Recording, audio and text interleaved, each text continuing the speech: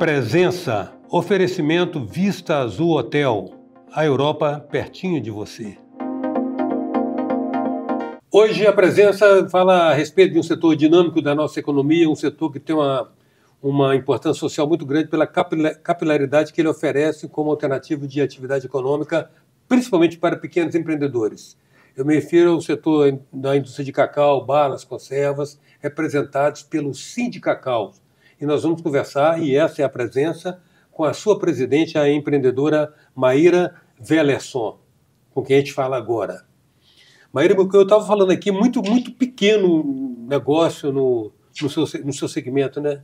Na área do cacau, na área dessas coisas de produto de balas, conservas, essas coisas. Sim. Primeiramente, eu quero agradecer o convite, Eustáquio. Obrigada, é um prazer estar aqui. Quero cumprimentar a todos também que estão nos assistindo.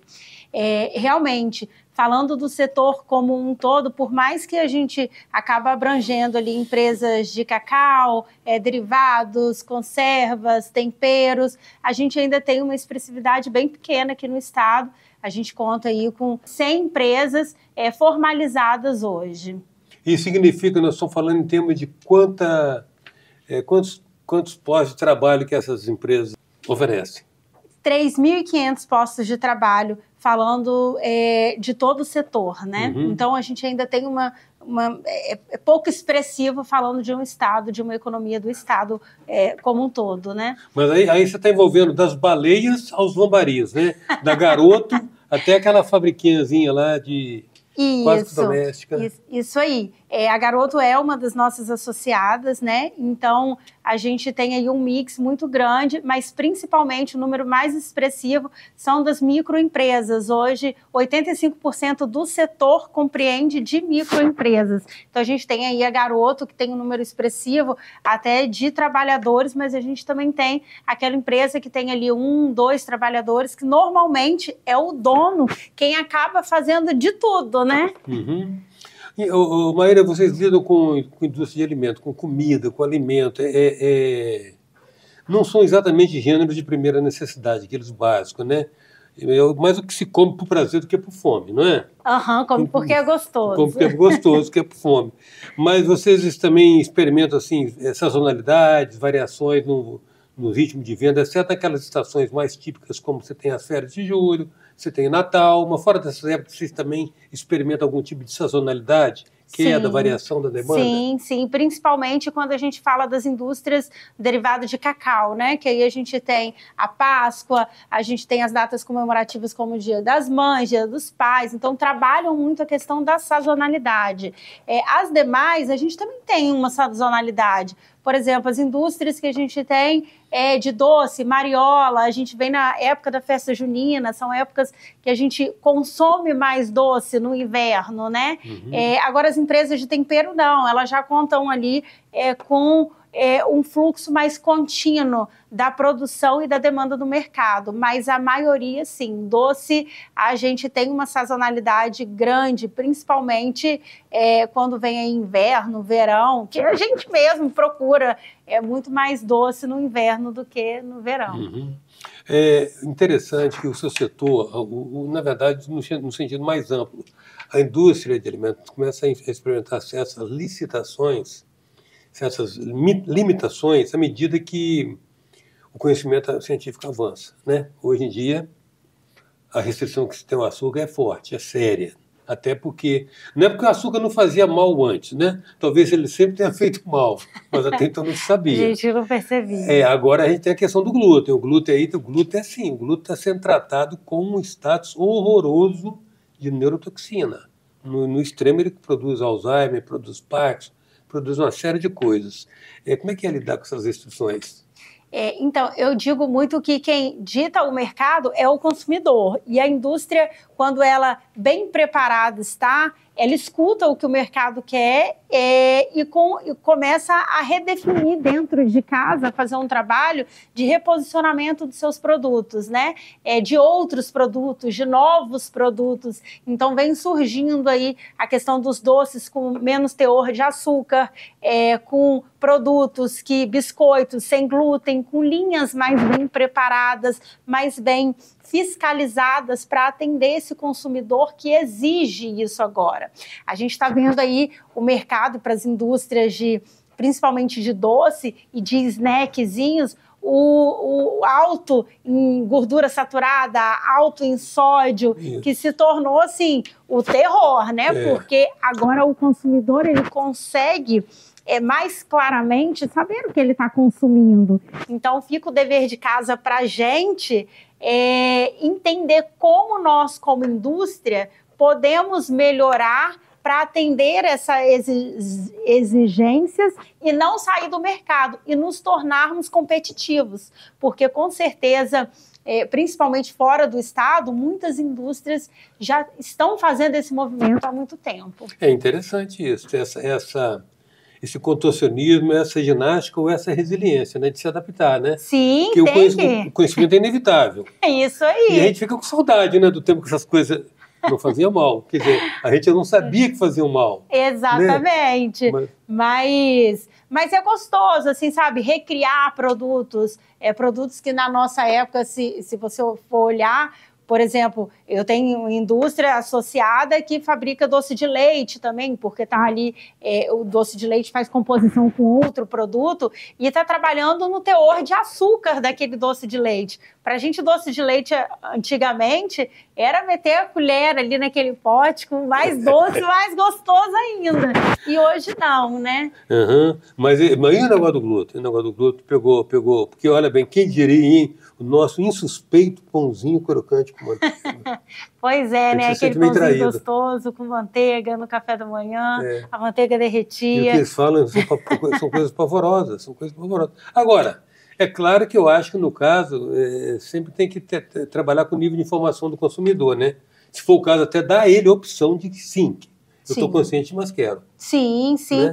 Eu acho que tudo é possível, desde que não seja excessivo, né? É claro que as padarias continuam aí lucrando muito e está tudo certo, é isso mesmo, mas a gente precisa pensar como uma visão, como indústria, como uma visão de futuro. Será que está mudando, o mercado está mudando? Será que a gente pode ofertar outras opções? Será que os estudos, a medicina não está avançando para entender a correlação da saúde, o alimento, o glúten, o açúcar, e a gente não tenha um papel fundamental como indústria e como produtores desses alimentos de mudar esse cenário? Acho que tudo isso é muito válido para a gente estudar. Né? Mas você, particularmente e prudentemente, lançou a sua linha sem glúten. Sim, com certeza.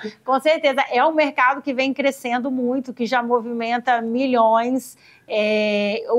Fora do Espírito Santo já vem uma corrida muito grande de indústrias, Unilever já se remodulando em vários produtos. Isso é um monstro da indústria. Com certeza.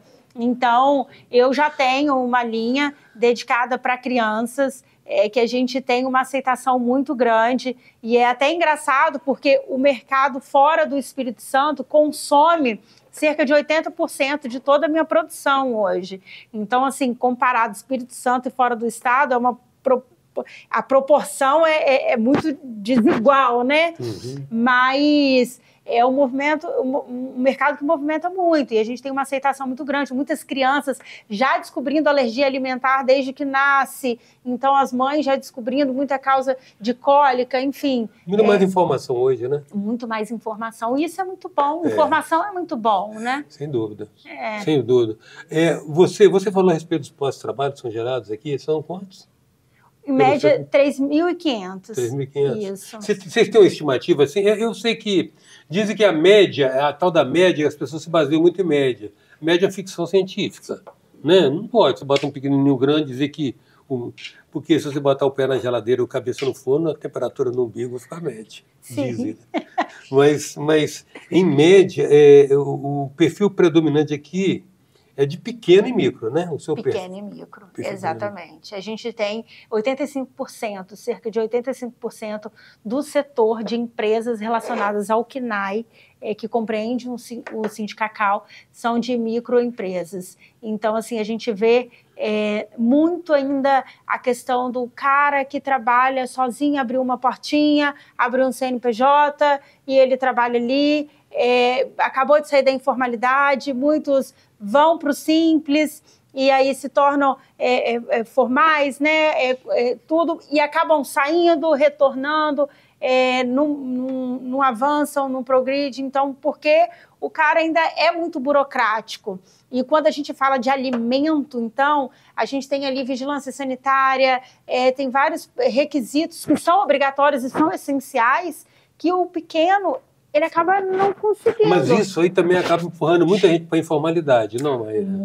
Muita gente. Se a gente for olhar, comparando nos últimos 3 anos, fazendo um comparativo nos últimos 3 anos do Sindicacau, muita empresa que saiu, ela não saiu do sindicato porque ela não queria mais ser associada ao sindicato. Ela saiu porque ela foi virar informal. O cara saiu da produção, que ele fazia um chocolate, e ele foi para dentro de casa produzir, porque se a gente for olhar a tendência, principalmente do setor chocolate em si, a gente vê, comparando a uns 5 anos atrás, quando a gente comprava ovo de Páscoa, né? A gente ia no supermercado, as crianças, eu lembro quando eu era criança, passava e eram aqueles corredores de ovo de Páscoa pendurado, era uma data maravilhosa. Hoje não tem, está cada vez menor, e a gente compra ovo de Páscoa de quem?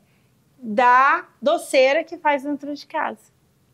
Você tem uma estimativa aí, voltando à tal da média do que é o salário médio do seu setor hoje? Em torno de R$ 2.500, R$ 2.900. Salário médio? Salário médio. Não é baixo.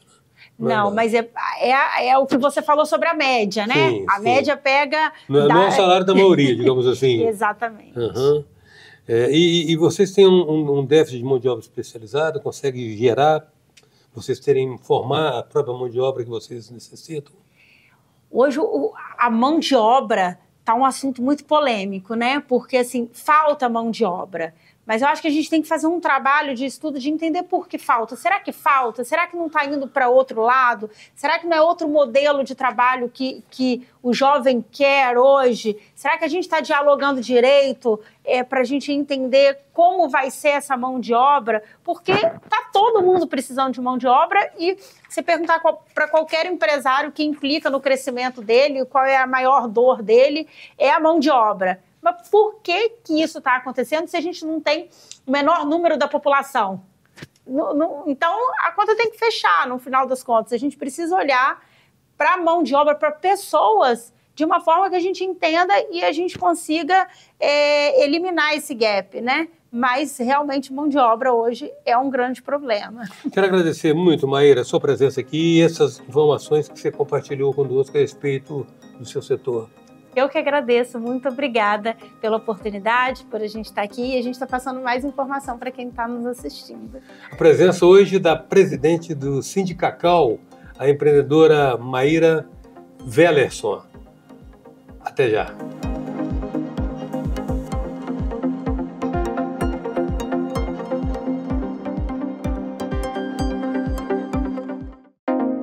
Presença, oferecimento Vista Azul Hotel. A Europa pertinho de você. Venha viver momentos inesquecíveis no Hotel Vista Azul, nas Montanhas Capixabas. Resort com piscina interna e externa, quadras de tênis, jacuzzi, suítes amplas e confortáveis, lounge com lareira e um mirante com vista para a Pedra Azul. Hotel Vista Azul, a Europa, pertinho de você.